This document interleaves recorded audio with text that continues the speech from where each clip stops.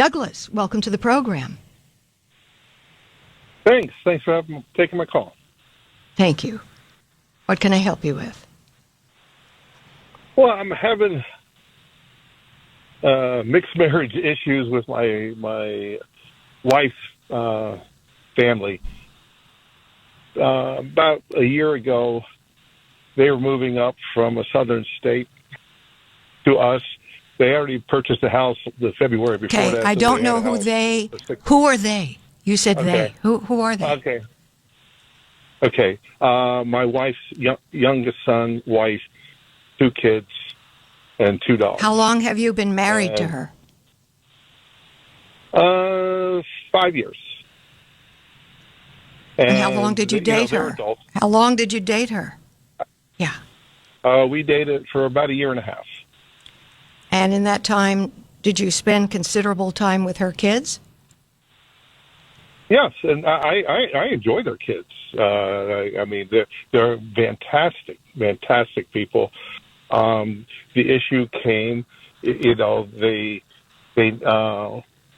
were just needed a place to rest, to land for about 2 months while the renovations on their house were finished.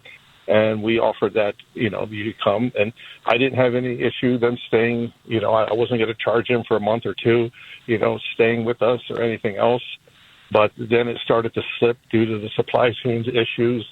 And so about 6 weeks when it slipped to now it's going to be like 4 months, he came to my wife and I, and he said, we want to pay you for staying here. And I'm like, okay. And he goes, do you want a lump sum or do you want a monthly payment? Before I could even answer, he goes, well, why don't I just send you X amount of dollars? It was a good amount. I mean, it was $5,000.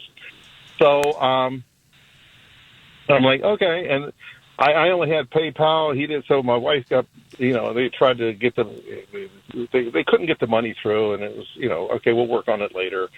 And then the time slipped, and at Christmas time, we were hemorrhaging money with the grandkids and everything else. We went from a family of 2, my wife and I, to a family of 6 with 2 dogs. Anyway, and I said, well, check with your son and see if that offer's still good because we could use that money now. And she came back to me in January and said, well, he said, they were going to pay us when we leave unless we need the money now. And I'm like, oh, we're good. We'll make it. And so they moved out at the end of May, and the end of June comes around. I haven't seen anything. They haven't said anything. So I asked her to reach out to her son, because, I take care of my kids. She takes care of hers. And ask him, I told her I didn't want the money today. I don't want it tomorrow, next week, next month. I just want to know what the hell's going on with it because I made financial decisions based on his word. And so she reached out to him, and he goes, "It's $5,000. Will $5,000 cover rent and all the damage that was done?" And I'm like, "No." And so, we were very generous, trying to be very understanding of their situation because their house cost them a lot more than they thought it would. And so, we came out, we figured it all out, came up with a logical, it was like $7,100. So I'm like, just say $7,000. And the proverbial excrement hit the fan. They were upset with us. They said, they realized it came with strings attached. I can't see my parents ever asking me to his wife said, I can't imagine my parents ever asking me to pay to stay there. And we should have just rented a place near where we lived, near where the house was and all this other stuff. And we don't want you to see we'll give you your money, but it's not until I get my bonus. And we don't want to see you until then. And you can't see the grandkids until this because it's going to be awkward. And, oh, by the way, this is not punishment. And it was. I mean, on the 4th of July, we were not invited to the family picnic. And my wife and I went out for a bike ride, and there was a celebration going on with food trucks and live bands and everything. So we went over there to partake, and, I was coming back from a food truck, and my wife was over there crying, and I was like, what's the matter? What's going on? She goes, I can't be here anymore. We need to go. And I'm like, what's the matter? And she goes, everyone's here enjoying themselves with their family, and I can't be with mine. you know, because we were treated as pariah because we had the audacity just to ask him about the commitment they made. And now everything's okay with her because they're letting her see the grandkids and they're sort of easing her back into their lives. But I'm like, no, I want to clear the air here. I don't want to go on pretending things are normal, ignoring the elephant in the room, and have this disingenuous harmony as far as we just ignore the issue that came up. And I want to know why they got so upset. And because I told her, I said, she goes, well, what are you going to, because she's afraid I'm going to, stir up emotions, and then she's going to get disconnected from her family again. I'm like, I just want to let them know that I'm disappointed in the way they handled this. Okay, I think you're finished. I think you're finished now. I think you explained it. Okay. First of all, there was an agreement of 5, and then you upped it to 7. That was a mistake. Well, at that point, was 5, sir, the agreement originally was 5. You upped it to 7. That was a mistake. Psychologically, that was a mistake. This is not a business deal. She's his mother. She's the grandmother of the kids.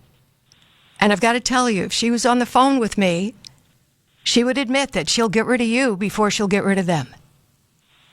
Oh, I know that. I mean, that's well, then shut the hell up and stay out of it.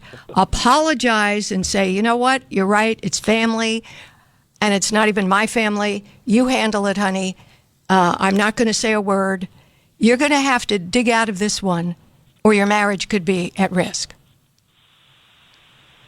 Yeah, I understand. That's why we did it. But, No, the Douglas. Douglas, listen. Do you want to lose your marriage, yes or no? Quick. No. Then shush and listen and learn. This is not your kid. You are not teaching him any lesson in maturity, honor, responsibility, nothing. He's not your kid. And he's not a kid, he's an adult. And no, you don't. You really don't. Yes, You're I do. determined. I do. All right. Well, sir, you have a good day. Have a good day. I figured this would happen. Well, you figured what would happen. You don't want to listen? That's the end of it. So for everybody else at home, he's making a grievous mistake. He's correct in these 2 young people do not have any honor. He's totally correct at that. But it's not his place to teach them honor. It's his place to stay married to the mother. So if he thinks he's going to clear the air or do any of this, then they punish again. And this woman wants to see her grandkids. You know, these second marriages with kids, as I've said before, 70% failure rate. And even if they don't divorce, it's still an ugly mess. And it doesn't matter how much money he spent when they were there. As the girl said, the daughter-in-law said, my parents would not have asked for any money. Well, I'm not sure that's true because they didn't even ask her parents. They asked his parents. And if this guy who just called doesn't stuff this in his back pocket and let it go, this is a marriage that's going to be terminated. Because she wants her family.